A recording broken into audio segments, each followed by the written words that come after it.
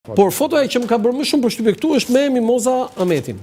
Tani, këtu Mimoza Ahmetin, regjia ju lutem, foto me Mimoza Ahmetin. Ja, kjo është foto me Mimoza Ahmetin. Tani, Landi, këtu Mimoza Ahmetin e ke pas sandale. Të prerë.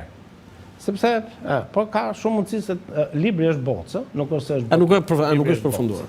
Tani, ma shpjegojnë që këtë foto, ku janë këtu? Me bursë në Paris, dhe takohesh shpesh me këta, dhe në këta raste edhe me këta. Këtu në Paris? Janë Paris, përballë Notre Dame-it.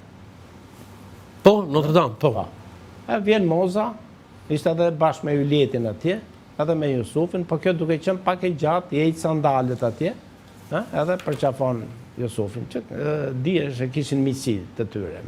Jo misi, kishin më shumë se misi, pak të Moza kështu ka thënë? Moza mund të thotë unë si di gjëra. Ti si di, s'mëresh me këto gjëra.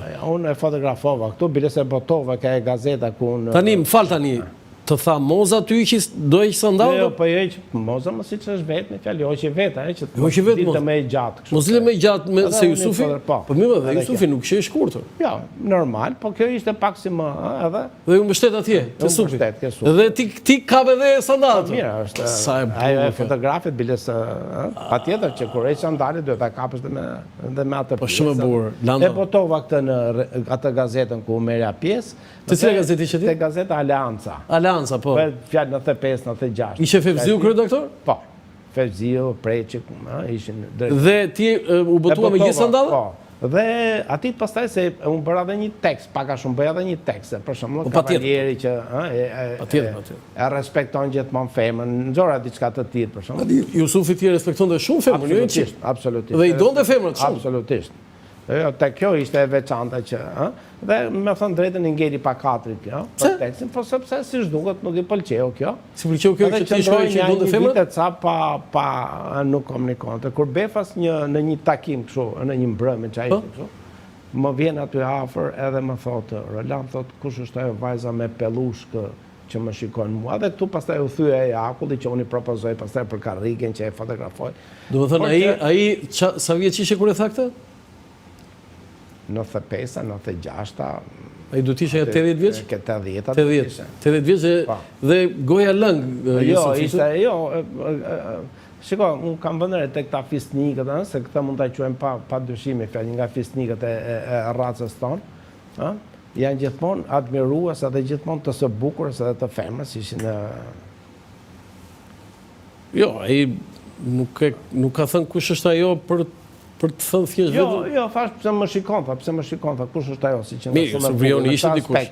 Me i thëtë, kjo është foto nga më të veçanta që ti ke bërë. Jo, është e mirë me i fjallë. Foto tjetër?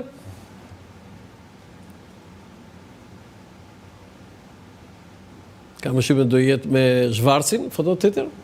Po besoj. Me Robert Zhvarc, me poetin, dhe ti ke bërë dhe një album. Po, kam një album, kam një libër me Zhvarcin, po. Po. Edhe kjo një personazh nga më të diturit dhe më të veçantët në historinë e kohës. Dhe ti e ke qarë këtë album? Unë e kam qarë dhe unë kisha dhe një lloj misie, dhe pastaj më eci edhe fotografia, edhe faqosja, edhe të gjitha, edhe titulli një Calvados. Betë ishte personazh shumë interesant. Tani, më kujtua prapa e Jusuf Vrionit. Tregon dhe vuajtet? A i ka u burgos? Ka marrë pjesë edhe në ndërtimin e Rinasit? Si burgosur? Si ka mundësi? Djali kryeministrit shqiptar Vrioni? Po përveç asaj kishte një jetë aktive me aristokracinë torineze atje dhe nuk i tregonte, nuk e kishte lënë me njanë, me sa diun, me sa pak muhabete që pa të bërë, ai merreshte gjithmonë me jetën, nuk i jepte shumë. Po diçka nga Zhvarci, që nuk ishte shqiptar, ishte hebrej i Gjermanisë? Zhvarci shumë e veçantë. Unë u miqsova çik me Zhvarcin për dy arsye. E para njëherë se i tregova një fotografi të birit në grevën e studentëve, aty ai u egzaltua me fjalë sepse nuk ishte. Të Edvinit? Të Edvinit. Edvini ishte në grevën e studentëve, po e di. Por edhe ai ishte kështu, i veçuar, nuk rinte, nuk donte as fotografi. Edhe i Gjerman. Gjerman. Apo hebre. Një fotografi bashkë me Shinasi Ramën të dy. Po, e kam përshëmshëm. Edhe kur ja po këtit për shumë kjo miqësua. Erdhi mirë? Erdhi shumë mirë. Sepse s'kishte, ishte i biri atje dhe nuk ishte një fotografi një kështu. Edhe ata as nuk flistin për shumë. Edvinin ke parasysh si natyrë. Dhe ajo fotografi bëri me fel që ta afrosh, edhe tjetra pastaj unë kam qenë si i gjithë brezi im, për shembull, lexues i jashtëzakonshëm i përkthimeve ose i librit Tre Shokët. Unë e filloja e mbaroja dhe nuk isha. Dhe një moment kur takojshim ne ke ajo Baruesti, ku rrinim gazetarët, i citoj 1, 2, 3 paragrafe.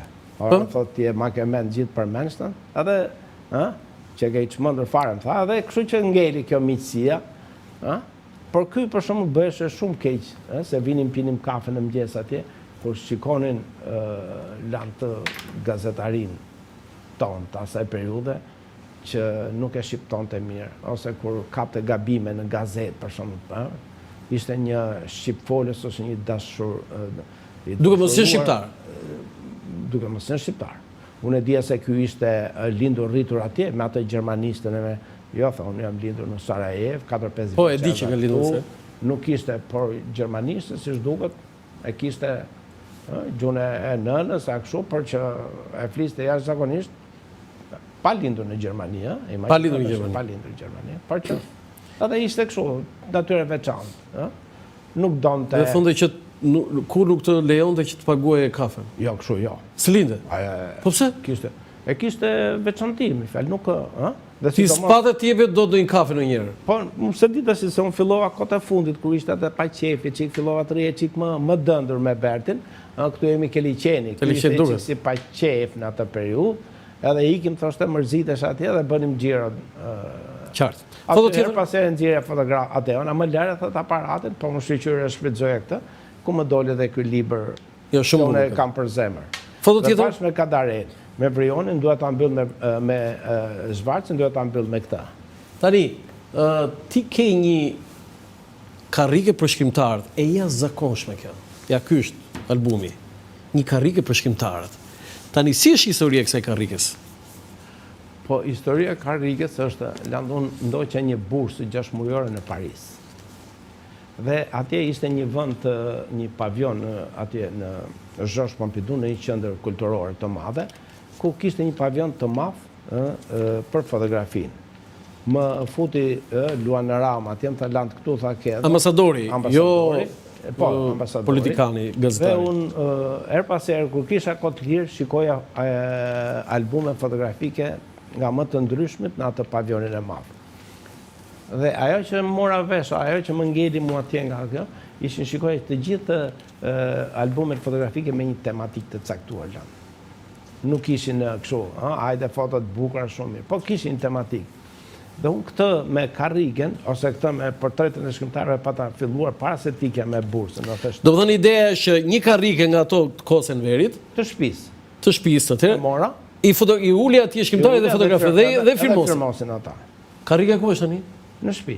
E ke ti? E kam unë. Ajo kushton $1 milion, besoj. Jo, ka i shumë, po kushton. Vinë e shikojnë. E shikojnë? Po, e shikojnë. Në fakt, ajo është për ta ekspozuar. Po e kam ekspozuar, bides i ndjeri më i kom zeqo, donë të ta merte, ta fuste në muze. Në muze, ajo duhet muze. Sa tu janë firmat e... Jo, janë firmat e 26 shkrimtarëve. Dhe një pjesë e tyre, për shkak të moshës, nuk jetojnë më. Ose mi, ke vënd dhe Zia Qelën, ke vënd dhe Elenën. Ja, po thuj se të gjithë. Diana Qullin pas ke vënd. Për punën time, për fatin tim, si më thënë, janë personazhet të... Gjëveris për ju, po shumë e bukur. Kjo është shumë e bukur.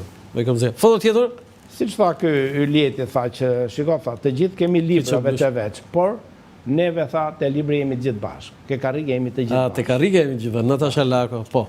Këtë folëm, foto tjetër, folëm për këtë.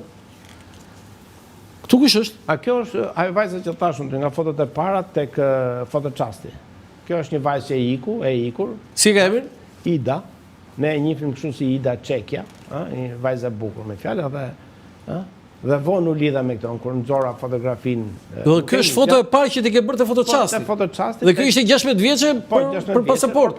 Dhe ti ruajt e mbajtë. E ruajta. Ajo e kishte kur u rithej, e kishte foto? Jo, e kishte fotografinë sepse ishte fotografi e pasaportës kur i thon, por që ngjarje nuk e mbante mend, pastaj ju kujtua, jo kështu. Çfarë është kjo Ida sot? Tash është në Rom, jeton atje me fëmijë, nuk e kam idenë se çfarë, po kështu. Por nuk të thoshte, nuk të ka thënë gruaja se ti fotografon vetëm vajzat bukura? Ka thënë asgjë. Jo, sepse edhe Brikena është e njojtur mirë me punën time, edhe unë kur u martova me Brikenën, ajo e dinte punën dhe biles edhe Brikenën nëpërmjet fotografisë e njojta dhe... Se si, e fotografova dhe pasaj u mirë? Po jo, prit në e thonë, se që nga shumë e burë kjo. Po jo, kështu, do fotografoheshin, pastaj aty në... Po ku e fotografova te Lulishta? Jo. Ku? Jo, ajo punonte në Teatr Topras, atë ku dhe unë pata punova disa muaj.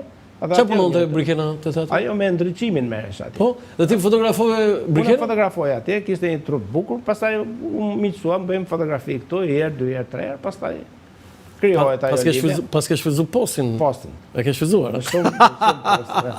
Foto tjetër? E ka këtë fotografia, e ka këtë... E ka, ha? Landi, kjo është më e bukur? Edhe kjo. Jo, edhe kjo. Kjo është portreti më i bukur. Portreti bukur është. Portreti më i bukur, shika. Do të ky ishin kosovar në gjatë ardhjeve nga 99. Në 99. Mars, besoj. Dhe ka bërë një tekst shumë të bukur Ana Oksa te ky libër. Ana Oksa, ha? Këngëtarja e famshme italiane. Këngëtarja e famshme dhe tha kjo nuk është fytyra e një plaku, por këto janë rrudhat e një vendi, tha. Dhimbja. Dhimbja e një, e megjithatë thoshte prap në sytë e tij, pavarësisht se ishte ke 90-tat, jetë krenaria. Do 90 vjeç ishte ky plaku. Po ishte rreth të 90-tave. Pastaj kur ndroi jetë familja më ftoi mua, por unë nuk isha në Kosovë, jemi miq me pa. Jemi miq. O çfarë foto kjo lantasha. Dhe çfarë portreti ke bërë. Pastaj kjo ka dhe një kështu për shkakun që një nga këto kompanitë e mëdha të cigareve që operojnë këtu në Shqipëri, e kërkoi këtë foto, ja dhashun 4 foto të mëdha dhe e çoi në destinacion. Që do të thotë nga cigarja nuk vdes, e çoi në kompanitë e veta në Gjenevë, me fjalë. E i 90 vjeç pinte cigare? Që nuk është ta thënë, me fjalë që të pi cigare vdes. Shkruaj 90 vjeç, atë. Ti pi cigare? Jo. A pra, e kuptova.